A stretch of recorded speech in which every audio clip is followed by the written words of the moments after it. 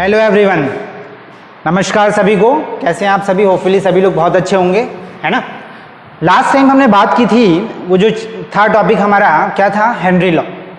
Henry law का last time हमने देखा था। एक बार मैं ओवरव्यू दे देता हूँ। तो हेनरी लॉ के बारे में जो हमने बात की थी ना, वो हेनरी लॉ में क्या बताया गया था? उन्होंने बताया था solubility of gas in liquid and what are their applications. देखा था हमने, बहुत सारे एप्लीकेशंस भी आए थे हमारे। फिर हमने वहीं पे बात की थी एनॉक्सिया की, बेंड्स की बात की थी, कुछ कोल्ड ड्रिंक्स के अंदर बात की थी। फिर हमने बात की थी कि व्हाट आर द लिमिटेशंस। मैंने कहा था कि आपको पता कीजिएगा कि what are the limitations of Henry law. Henry laws की क्या क्या लिमिटेशंस होते हैं। राइट नाउ अब हम बढ़ेंगे towards the Raoult's law. And before going towards the Raoult's law we will have to know about the vapour pressure. हमें पूरा डिटेल्स जानना पड़ेगा। वेपर प्रेशर क्या है, इसके विषय में आपने क्लास 11th में स्टेट्स ऑफ मैटर में पढ़ा, जहां पे आपने बॉइलिंग पॉइंट का कॉन्सेप्ट पढ़ा था। वहां पे ये चीज आई थी वेपर प्रेशर की। लेकिन फिर मैं अगेन आपको एक बार रिवाइज करा देता हूं कि वेपर प्रेशर क्या है। Then after we will proceed towards the Raoult's law. हमें समझ में आएगा आसानी से। न्यूमेरिकल पोर्शन वहां से भी बनता है हमारा। अब देखिए वेपर प्रेशर, वेपर प्रेशर नाम से ही समझ में आता है, वेपर के द्वारा प्रेशर, है ना। What ever the pressure is applied by the vapour and what is the vapour. तो गैसियस फेज में जब चीजें आती हैं तो उसको हम वेपर नाम से जानते हैं, पता होगा आपको। एक मैं एक छोटा सा एग्जांपल लेता हूं सिंपल वे में। एक मेरा बीकर हुआ, इस बीकर को मैंने क्लोज कर लिया और यहां पे मैंने कोई लिक्विड रख लिया। खासकर लिक्विड रखते हैं तो वाटर ही कहता हूं मैं। तो वाटर रख लिया हमने, वाटर होगा तो एट द नॉर्मल कंडीशन, मतलब जो रूम टेम्परेचर हमारा होगा उस कंडीशन पे भी इसका इवोपरेशन हमेशा होता रहता है, आपको पता है। तो ये क्या करेगा, अपने आप क्या होगा, इवोपरेट होगा। स्पॉन्टेनियस प्रोसेस है। थोड़ा सा इसकी स्पीड्स को बढ़ाना चाहते हैं आप तो थोड़ा हीट कर दीजिए तो और तेज होने लगेगा। तो अभी हमारा इसका वेपर बन रहा है, तो वेपर बन रहा है इसका, सही है। वेपर बना हमारा, वेपर बना तो मैंने क्या बोला, the pressure exerted by the vapour over the liquid और कंटेनर। लिक्विड के ऊपर या कंटेनर के ऊपर जो प्रेशर आएगा that is called the vapour pressure. तो आप तो ये कह सकते हो कि आपने इसको, ये क्या हो रहा है, अपने आप इवोपरेट होके क्या बन रहा है, वेपर बन रहा है। वेपर जब बनेगा ना तो वेपर के द्वारा जो प्रेशर एक्सर्ट होगा तो प्रेशर इसके ऊपर लगा, प्रेशर लग रहा है कंटेनर पे, क्लोज कंटेनर है मेरा, सरफेस के ऊपर भी आ रहा है इस पे, तो प्रेशर तो लग रहा है। तो किसी बंदे ने इसको मेजर किया तो देखा कि कुछ प्रेशर लगा, some pressure is exerted about the vapour whatever there was at that very time. लेकिन क्या हुआ, टाइम के साथ ये रुकना तो है नहीं, अभी ये और बढ़ेगा। पता चलेगा कि अभी आपने 10 मॉलिक्यूल्स थे वेपर के, कुछ प्रेशर निकाला उसका, तब तक तो पता चला क्या हुआ, और मॉलिक्यूल्स आ गए, तब तो प्रेशर वेरी कर जाएगा। इसलिए हम क्या करते हैं, इसको वेट करते हैं क्या, अप टू इट्स इक्विलिब्रियम,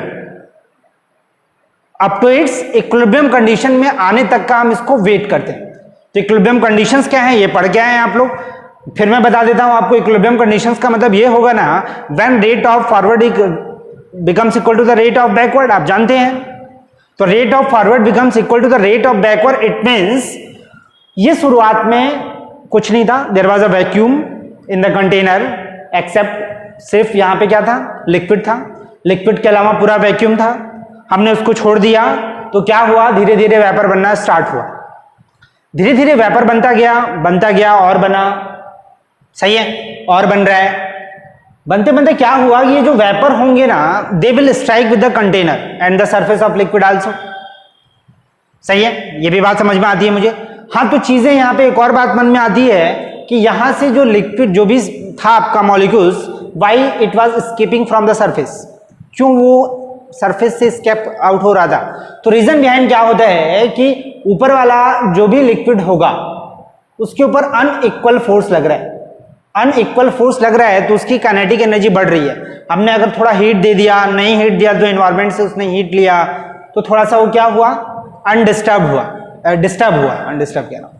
तो डिस्टर्ब हुआ तो क्या होगा, आपका उसकी काइनेटिक एनर्जी बढ़ेगी। काइनेटिक एनर्जी बढ़ेगी तो वो हमेशा किधर जाने की कोशिश करेगा, जिधर उसको प्लेस मिलेगा। इस वजह से सरफेस का जो भी मॉलिक्यूल होगा that will escape out from the surface. हाँ, अंदर के मॉलिक्यूल्स में बैलेंस फोर्स लग रहा है। ये वाला मॉलिक्यूल जो है ना, यहाँ पे बैलेंस फोर्स लग रहा है। बैलेंस फोर्स लगने का मतलब क्या हुआ, हर तरफ से इसको अट्रैक्शन लग रहा है, इधर वाला मॉलिक्यूल्स इसको खींच रहा है, ऊपर वाला उधर खींच रहा है, उधर वाला उधर खींच रहा है, तो रिजल्टेंट इसके ऊपर जो फोर्स लग गया ना, वो रिजल्टेंट मेरा क्या लग गया, जीरो हो गया, नल हो गया। सही है। अब मैं बात कर रहा हूं कि ऊपर वाले सरफेस से लिक्विड्स क्या हो रहे हैं, वेपराइज हो रहे हैं, आपका क्या हो रहा है, गैसियस फेज में जा रहे हैं। तो जब ऊपर वाला मॉलिक्यूल्स गैसियस फेज में जा रहा है तो जाहिर सी बात है वेपर बना, और वेपर बना तो उसने प्रेशर भी दिया, ये भी मुझे समझ में आता है। अब मुझे एक बात और समझनी है कि हाउ इक्विलिब्रियम अटेन, कैसे इक्विलिब्रियम आती है।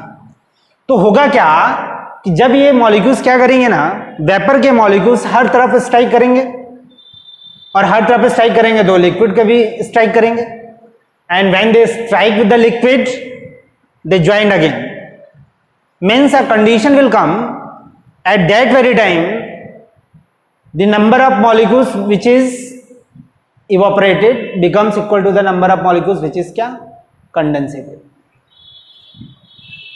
यानी कि कुछ समय बाद एक ऐसा कंडीशन आएगा at that very time rate of evaporation becomes equal to the rate of condensation। Rate of evaporation rate of condensation के बराबर हो जाएगा। Whenever rate of evaporation becomes equal to the rate of condensation at that very time there is no any change. In spite it is dynamic equilibrium, process is taking place but there is no any visible change, कुछ भी हमें दिखाई नहीं देगा change. Process तो हो रहा है, जितना आपका वेपर बन रहा है उतना ही क्या हो रहा है, कंडेंस होकर लिक्विड बन जा रहा है, तो प्रोसेस तो हो रहा है। डायनेमिक इक्विलिब्रियम है, इसका मतलब क्या हुआ, दो प्रोसेस एक साथ अपोजिट इन डायरेक्शन हो रहे हैं, सेम मैग्नीट्यूड से हो रहे हैं, इसलिए हमें कुछ पता नहीं चल रहा है। सही है। इसका मतलब मैं कह सकता हूं H2O liquid is converted into the H2O gas. Equilibrium का साइन आ गया मेरा, ये भी आता होगा आपको, ये भी आता होगा। तो अगर मैं बात करूं क्या इक्विलिब्रियम कांस्टेंट, तो Kp इक्वल्स टू क्या हो जाएगा, H2 हो जाएगा। प्रोडक्ट अपॉन रिएक्टेंट होता है, रिएक्टेंट लिक्विड है तो फिर वो तो यूनिट हो जाता है ना। H2O लिक्विड अगर ये आता है तो ये तो हमारा 1 हो जाता है। इसका मतलब equilibrium constant is the pressure of H2। सही है। तो ये भी बात मुझे समझ में आ गई। तो इसका मतलब क्या कहा गया, अब हमारा वेपर प्रेशर का हम थोड़ा सा बदल के क्या बोलेंगे, vapour pressure is the pressure exerted by the vapor over the liquid or the container in equilibrium state with the liquid। फिर से बोल रहा हूं, वेपर प्रेशर का मतलब क्या होता है, pressure exerted by the vapor, vapour के द्वारा प्रेशर एक्सर्ट करना। कब, when the vapor and the liquid phase both are in equilibrium। अरे कहने का मतलब बस यही है कि इक्विलिब्रियम जब आ जाएगी तो उस कंडीशन में number of molecules of vapours क्या हो जाएंगे, फिक्स हो जाएंगे, और एट दैट वेरी टाइम कोई भी बंदा कभी भी करेगा, निकालेगा तो वेपर प्रेशर क्या आएगा, सेम आएगा। That is called the vapour pressure. कुछ आई बात समझ में। खैर मेजरमेंट तो हम कभी भी कर सकते हैं, लेकिन मेजरमेंट कभी भी करेंगे तो फिर सबका वेरिएशन आएगा, उसको हम वेपर प्रेशर नहीं बोलेंगे। हम कब बोलेंगे, when there is equilibrium. When there is equilibrium, at that very time whatever the pressure is exerted by the vapor, that is called the vapor pressure। मुझे लगता है समझ में आ रहा होगा ये चीज। सही है। अब मैंने क्या कहा, वेपर प्रेशर का ये चीज देख लिया आपने, इक्विलिब्रियम सेटअप का। अब मेरे पास 2-3 चीजें हैं, थोड़ा सा ध्यान देना है आपको। मेरे पास एक बीकर है, ये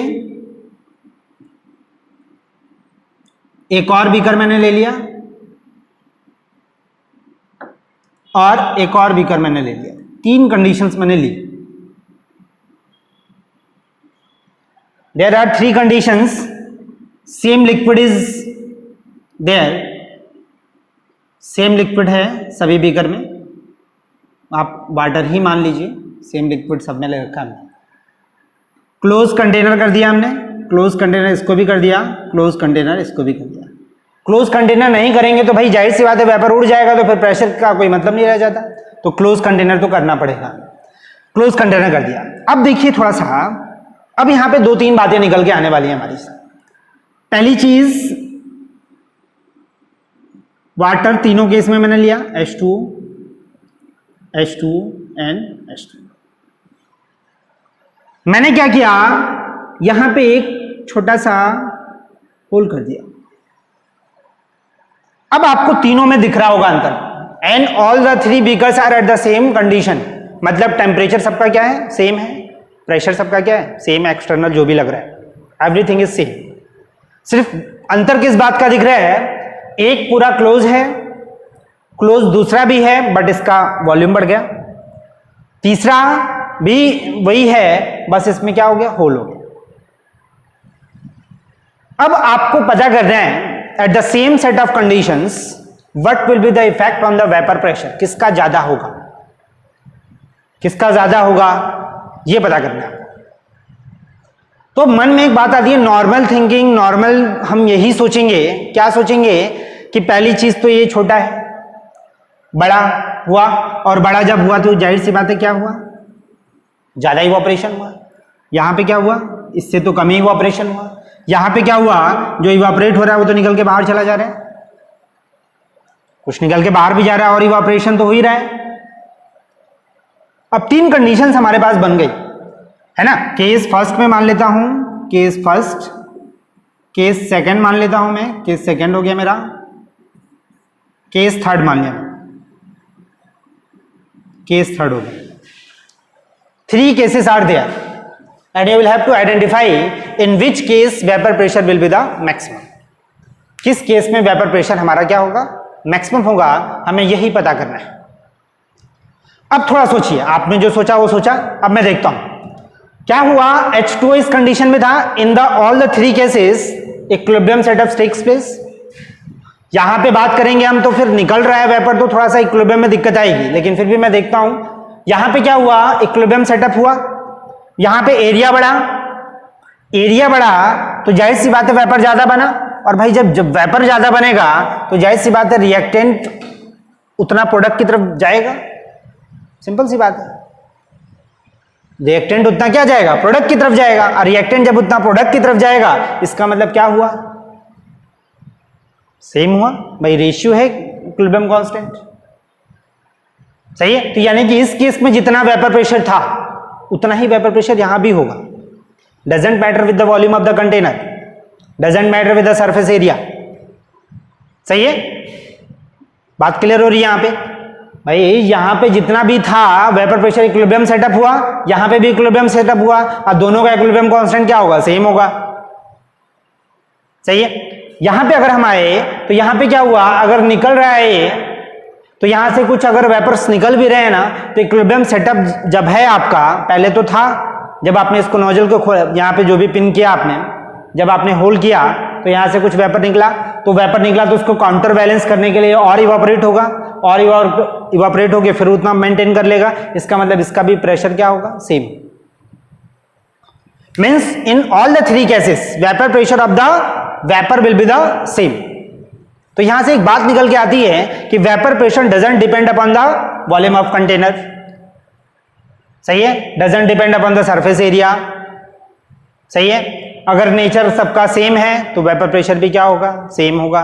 नेचर अगर सबका बदलेगा तो उस कंडीशन में वेपर प्रेशर बदलेगा। जैसे अगर मान लीजिए एक में H2O लिया आपने, एक में अल्कोहल ले लिया होता, तो two different things are there. जब दोनों चीजें अलग अलग हैं तो उस कंडीशन में क्या होगा हमारा, उस कंडीशन में दोनों के बीच का फोर्स ऑफ अट्रैक्शन क्या होगा, अलग अलग होगा। जिसका फोर्स ऑफ अट्रैक्शन हाई होगा उसका वेपर क्या होगा, कम बनेगा, तो उसका वेपर प्रेशर भी क्या होगा, कम होगा। क्लियर होगी बात। सिंपल सा आप सोचो कि इक्विलिब्रियम कांस्टेंट किस चीज के ऊपर डिपेंड करता है, आपने पढ़ा है इसको। इक्विलिब्रियम कांस्टेंट किस चीज के ऊपर डिपेंड करता है, तो इक्विलिब्रियम कांस्टेंट जो डिपेंड करता है that is depend only on the temperature. Temperature पे बस डिपेंड किया करता था। कहा जाता था for every reaction there is a fix equilibrium constant for a particular temperature, whenever there is change in the temperature then value of equilibrium constant में change. ये बात बताई थी, गई थी आपको इक्विलिब्रियम।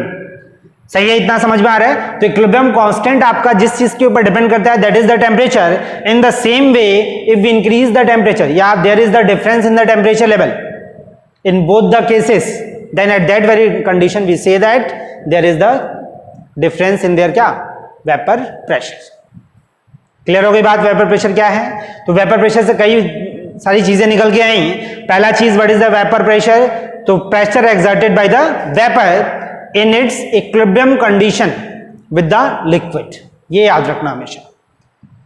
दूसरा चीज वेपर प्रेशर किस चीज के ऊपर डिपेंड करता है, तो वेपर प्रेशर का सरफेस एरिया से कोई मतलब नहीं है, वॉल्यूम ऑफ कंटेनर से कोई मतलब नहीं है आपका। Vapour pressure only depend upon the temperature nature of liquid, जिस चीज का वेपर बन रहा है उसके नेचर पर डिपेंड करता है। If the force of attraction is very high at that very condition vapour pressure will be the low. Force of attraction कम होगा तो वेपर प्रेशर ज्यादा होगा, सिंपल सी बात है, वेपर ज्यादा बनेगा आपका। सही है, तो ये मेरी कहानी होगी किस चीज की, वेपर प्रेशर की। वेपर प्रेशर का जो रिलेशन दिया है टेम्परेचर के साथ दैट इज एक क्लाउसियन इक्वेशन आता है log P2 upon P1 equals to, या P1 अपॉन P2 कर देते हैं, equals to delta H B upon 2.303 R1 upon T1 minus 1 upon T2। This is the equation, Clausius equations बोलते हैं। This is the variation of vapour pressure with the temperature. This is the enthalpy, enthalpy of vaporisation दे रखा है, यानी कि vapour बनने में कितना एनर्जी लगा। This is the 2.303 R gas constant हो गया। P1 is the pressure at temperature T1, P2 is the pressure at temperature T2। यहां से हम रिलेशन देखिए, ये केमिकल काइनेटिक्स जब आप पढ़ेंगे इसके बाद तो वहां पे भी निकल के आता है, यहाँ पे वहां पर रेट कांस्टेंट का कुछ इक्वेशन निकल के आता है, सेम ऐसा ही। तो यहां से हम वेरिएशंस को पता कर लेते हैं कि if temperature variation is given at that very condition what will be the partial what will be the vapour pressure of the very thing. Clear है बात। तो यहां से दो तीन बातें निकल के आ गई, आपको समझ में आ गया कि वेपर प्रेशर क्या है। वेपर प्रेशर से ही हमारी बात हो जाती है किस चीज की, राउल्ट्स लॉ की। राउल्ट्स लॉ की, राउल्ट्स लॉ से अच्छे न्यूमेरिकल्स मिलेंगे आपको। हाँ ये है सीधे सीधे न्यूमेरिकल्स मिलते हैं, कुछ उसमें इधर उधर नहीं करना है आपको, सीधे फार्मूला पता करना है आपको, फार्मूले में पुट कर देना है। दो तीन चीजें वेरिएबल्स होती हैं, तो एक वेरिएबल नहीं दिया होगा बाकी वेरिएबल दिया होगा, बस उसमें पुट करके सॉल्व कर देना, न्यूमेरिकल्स हो जाता है इसका, आसान है आपका। तो अब हम क्या करेंगे, बात करेंगे किस चीज की, राउल्ट्स लॉ की।